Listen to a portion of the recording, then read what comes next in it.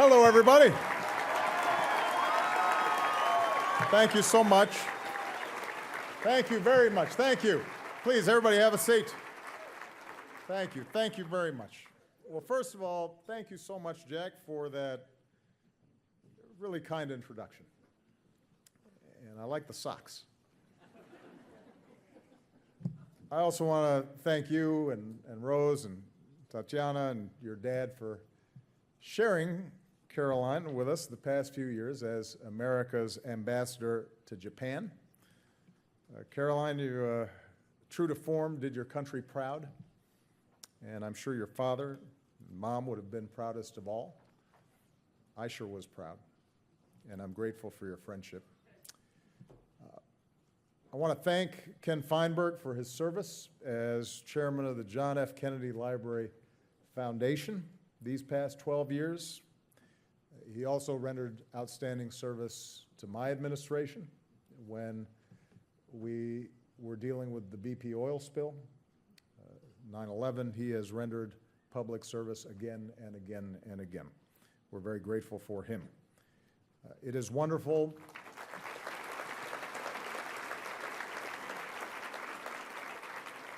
It is wonderful to see Senators Markey and Senator Warren, my dear friend and former Governor Deval Patrick and his lovely wife Diane, governors and members of Congress, Cardinal O'Malley, one of the finest Secretary of States ever to represent America around the world, John Kerry,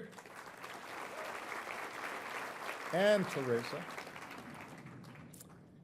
and the best vice president this country's ever known, Mr. Joe Biden.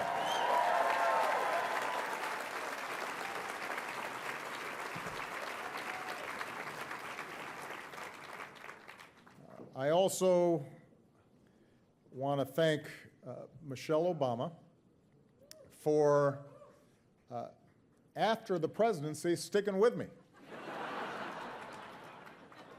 Because I think she felt an obligation to the country to stay on. But once her official duties were over, it wasn't clear.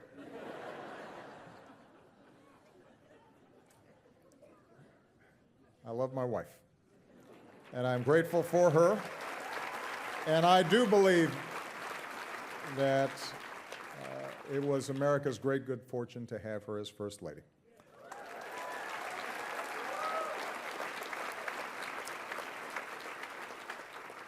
So I am humbled by this evening and to be honored by a family that has given this country so much.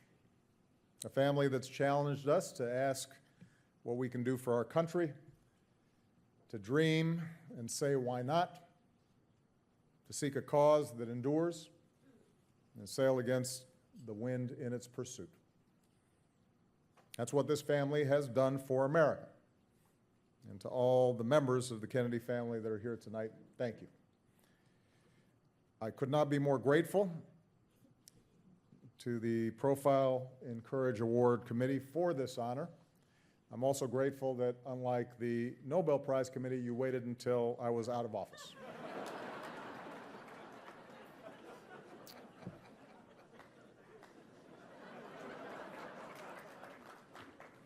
How fitting that we gather here this month, the 100th anniversary of President Kennedy's birth. I was born the year he took office, which makes me 55 years old. Had he lived to finish 2 terms, he would have been just 51. And he remarked on that possibility once. "It has been suggested," he said, "that whether I serve 1 or 2 terms in the presidency, I will find myself at the end of that period at what might be called the awkward age. Too old to begin a career and too young to write my memoirs." Now, I hadn't seen this quote when I wrote my first memoir at 33. I'm now in the middle of my second. Moreover, I expect to be busy, if not with a second career, then at least a second act. But it is true that I'm at the age, at that turn in the road where one looks back as well as forward, to remember where one has been, so it's better to chart where one is going. And one thing I'm certain is that I was lucky to be born into that new frontier, a new world, and a new generation of Americans. My life, in many ways, would not have been possible without the vision that John F. Kennedy etched into the character and hearts of America. For those of us of a certain age, the Kennedys symbolized a set of values and attitudes about civic life that made it such an attractive calling. The idea that politics, in fact, could be a noble and worthwhile pursuit. The notion that our problems, while significant, are never insurmountable. The belief that America's promise might embrace those who had once been locked out or left behind, and that opportunity and dignity would no longer be restricted to the few, but extended to the many.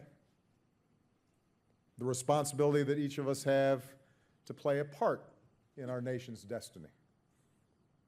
And by virtue of being Americans, play a part in the destiny of the world. I can say truthfully that the example of Jack and Bobby Kennedy helped guide me into politics, and that the guidance of Teddy Kennedy made me a better public servant once I arrived in Washington.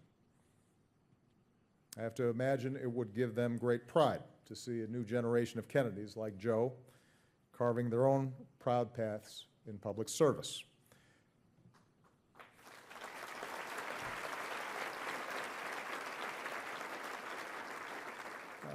For whatever reasons I received this award, for whatever the scale of the challenges that we overcame and the scope of progress we made over my presidency, it is worth pointing out that in many ways the times that President Kennedy confronted were far more perilous than the ones that we confront today.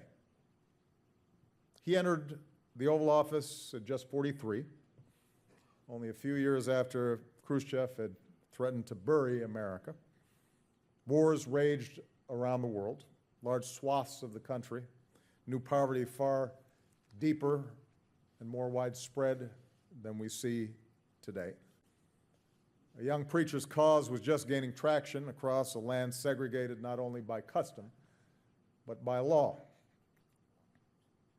And yet, in that volatile tinderbox of a time, President Kennedy led with a steady hand, diffusing the most perilous moment of the Cold War without firing a single shot, enforcing the rights of young black men and women to study at the university of their choice, unleashing a corps of young volunteers as ambassadors for peace in distant corners of the globe, setting America's sights on the moon precisely because it was hard, unwilling to consider the possibility that we might not win the space race, because he had an unwavering faith in the character of the people that he led. Resilient, optimistic, innovative, and courageous. It's worth remembering this, the times in which President Kennedy led us. Because for many Americans, I know that this feels like an uncertain and even perilous time. The forces of globalization and technology have upended many of our established assumptions about the economy. They've provided great opportunity, but also great inequality and uncertainty for far too many. Our politics remains filled with division and discord, and everywhere we see the risk of falling into the refuge of tribe and clan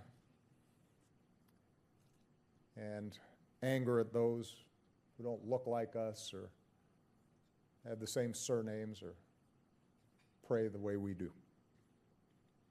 And at such moments, courage is necessary. At such moments, we need courage to stand up to hate, not just in others, but in ourselves. At such moments, we need the courage to stand up to dogma, not just in others, but in ourselves. At such moments, we need courage to believe that together we can tackle big challenges like inequality and climate change. At such moments, it's necessary for us to show courage in challenging the status quo and in fighting the good fight, but also show the courage to listen to one another and seek common ground and embrace principled compromise. Courage, President Kennedy knew, requires something more than just the absence of fear. Any fool can be fearless. Courage, true courage, derives from that sense of who we are. What are our best selves? What are our most important commitments? And to believe that we can dig deep and do hard things for the enduring benefit of others. And that's why JFK's first inaugural still rings true. That's why Bobby's campaign still means so much. That's why Teddy's cause endures, and we still love him so much. Because of the tragedies that befell each of them, sometimes we forget how fundamentally the story they told us about ourselves changed the trajectory of America. And that's often where courage begins, with the story we tell ourselves about who we are and what's important, and about our own capacity to make a difference. We live in a time of great cynicism about our institutions. That's one of the few things that Democrats and Republicans can agree on. It's a cynicism that's most corrosive when it comes to our system of self-government, that clouds our history of jagged, sometimes tentative, but ultimately forward progress, that impedes our children's ability to see, in the noisy and often too trivial pursuits of politics, the possibility of our democracy doing big things. Of course, disdain for elected officials is not new, as many of you in the room can tell others. 60 years ago, President Kennedy quoted a columnist in Profiles in Courage who'd written, "People don't give a damn what the average senator or congressman says.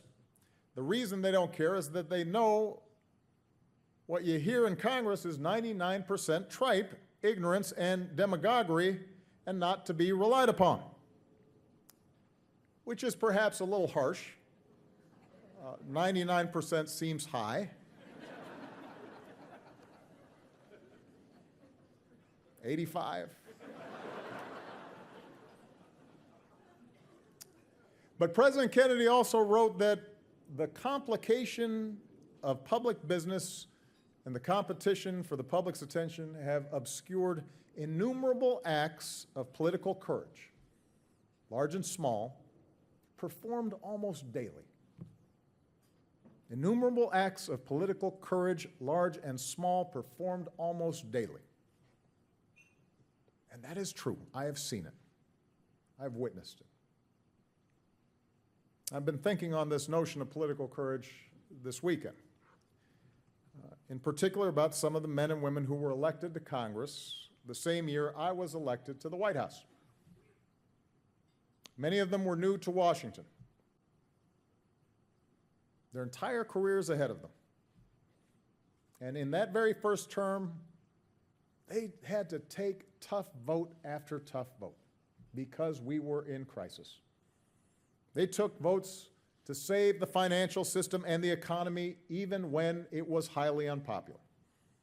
They took votes to save the auto industry when even in Michigan people didn't want to see bailouts. They took votes to crack down on abuses on Wall Street, despite pressure from lobbyists and sometimes their donors. And they found themselves in the midst of a great debate, a debate that had been going on for decades, a debate that the Kennedy family had participated in and helped lead, a debate about whether a nation as wealthy as the United States of America would finally make health care not a privilege but a right for all Americans. And there was a reason why health care reform had not been accomplished before. It was hard. It involved a sixth of the economy and all manner of stakeholders and interests. It was easily subject to misinformation and fear-mongering. And so by the time the vote came up to pass the Affordable Care Act, these freshman congressmen and women knew that they had to make a choice, that they had a chance to insure millions and prevent untold worry and suffering and bankruptcy and even death, but that this same vote would likely cost them their new seats, perhaps end their political careers. And these men and women did the right thing. They did the hard thing. Theirs was a profile in courage. Because of that vote, 20 million people got health insurance who didn't have it before. And most of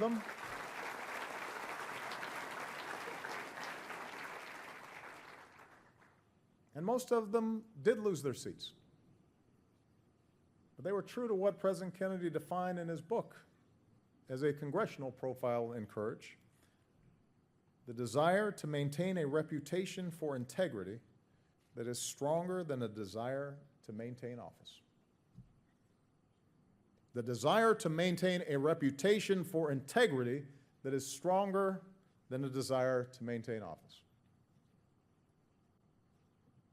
A conscience, personal standard of ethics, integrity, morality that is stronger than the pressures of public disapproval or party disapproval.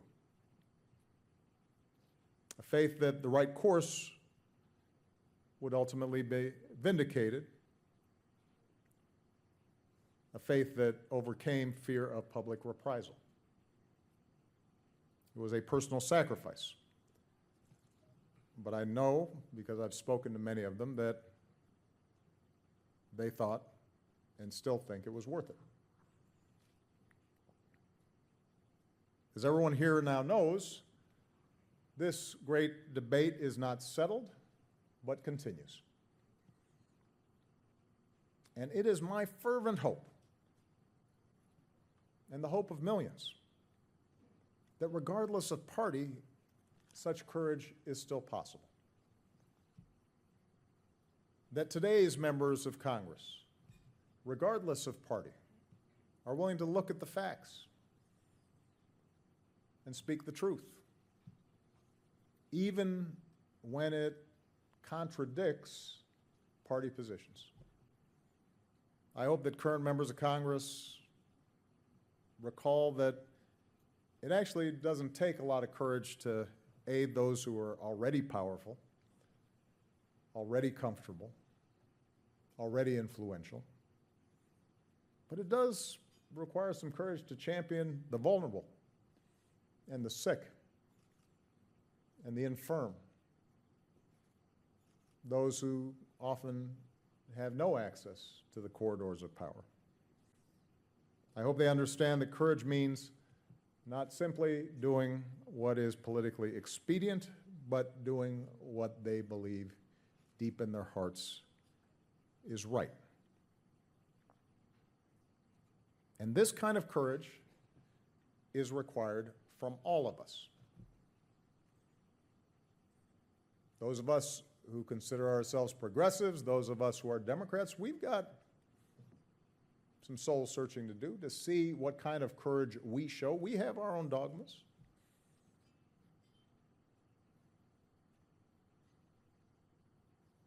Those of us not in elected office have to show some courage. You know, we're prone to bestow the mantle of courage too easily on the prominent and the powerful, and then too eager to wrap ourselves in cynicism when they let us down because they weren't perfect. We lose sight sometimes of our own obligations, each of ours, all the quiet acts of courage that unfold around us every single day. Ordinary Americans who give something of themselves not for personal gain, but for the enduring benefit of another. The courage of a single mom who's working 2 jobs to make sure her kid can go to college. The courage of a small business owner who's keeping folks on the payroll because he knows the family relies on it, even if it's not always the right thing to do for his bottom line. The courage of somebody who volunteers to help some kids who need help. When we recognize these acts of courage, we then necessarily recognize our own responsibility as citizens and as part of the human family to get involved and to get engaged and to take a stand, to vote, to pay attention. I'm reminded of a story that Teddy once told me about his experiences many years ago when Teddy Jr., now State Senator Ted Kennedy Jr., was sleeping after one of his cancer treatments. And Ted would wander the halls of the hospital and talk with other parents, keeping vigil over their own children. These parents lived in constant fear of what might happen if they couldn't afford the next treatment. Some calculating in their own minds what they might have to sell or borrow just to make it for a few more months. Some bargaining with God for whatever they could get. And right there in the quiet of night, working people of modest means and one of the most powerful men in America shared the same intimate and immediate sense of helplessness. And Ted could have, of course, afford his son's treatment, but it was that quiet, dignified courage of others to endure the most frightening thing imaginable and to do what it takes on behalf of their loved ones that compelled Teddy to make those parents his cause. Not out of self-interest, but out of a selfless concern for those who suffer. That's what the ordinary courage of everyday people can inspire when you're paying attention. The quiet, sturdy courage of ordinary people doing the right thing day in and day out. They don't get attention for it, they don't seek it, they don't get awards for it, but that's what's defined America. I think of women like my grandmother and so many like her who worked their way up from a secretarial pool to management and in the process pushed the glass ceiling just a little bit higher. I think about people like Michelle's dad, who despite MS, got up every single morning, had to wake up an hour early to button his shirt up and put on his clothes and take those 2 canes he used and go to work every single day to make sure that he was supporting his family, not missing a dance recital or a basketball game. I think of the troops and the cops and the first responders that I've met who've put themselves at risk for strangers they will never know.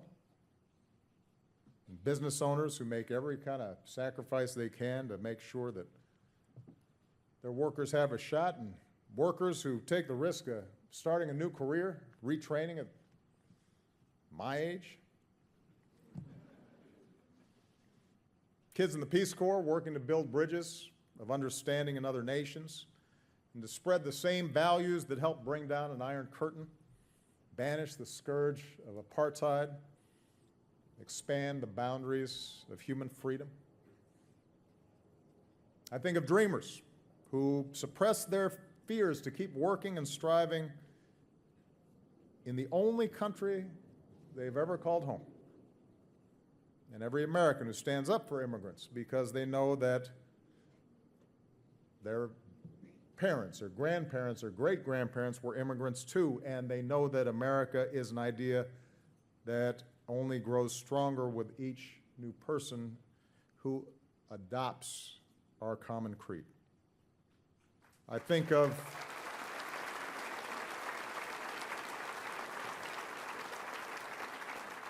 every young activist who answers the injustices still embedded in our criminal justice system, not with violence, not with despair, but with peaceful protest and analysis and constructive recommendations for change. I think of the powerless who crossed a bridge in Selma and discovered they had power. Those who gathered at Stonewall and discovered they had a voice. Those who marched on Washington because they believed that they, without an army, without great wealth, could somehow change the very fabric of the greatest power on earth, and kept on until they stretched the lofty ideals of our founding to encircle everyone. Every citizen inspired by that history, who dips their toes in the water of active democracy for the first time and musters up the determination to try and fail and try again and sometimes fail again and still try again, knowing their efforts aren't always rewarded right away because they believe in that upward trajectory of the American story, the story that nobody told better than John F. Kennedy. That very Kennedy-esque idea that America is not the project of any one person and that each of us can make a difference and all of us ought to try.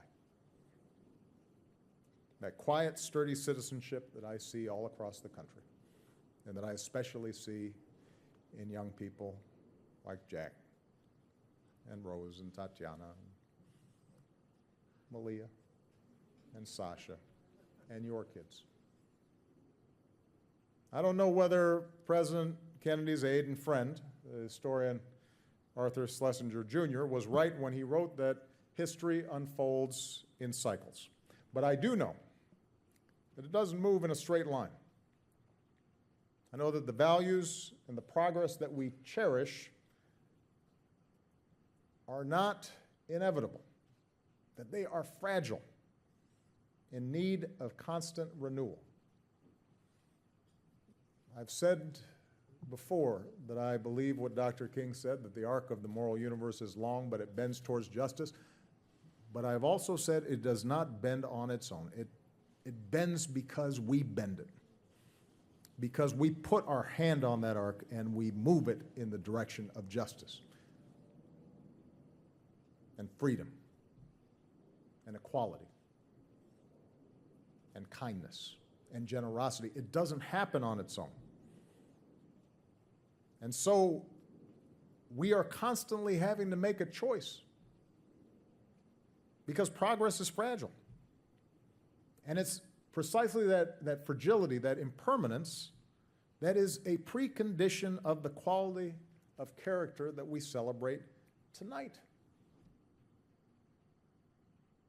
If the vitality of our democracy, if the gains of our long journey to freedom were assured, none of us would ever have to be courageous. None of us would ever have to risk anything to protect them. But it's in its very precariousness that courage becomes possible and absolutely necessary.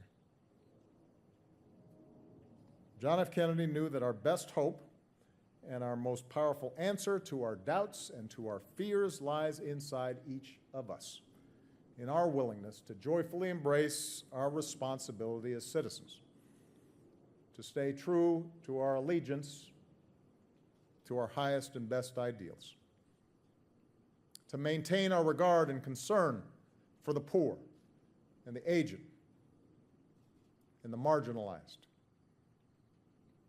to put our personal or party interests aside when duty to our country calls, or when conscience demands. And that's the spirit that has brought America so far. And that's the spirit that will always carry us to better days.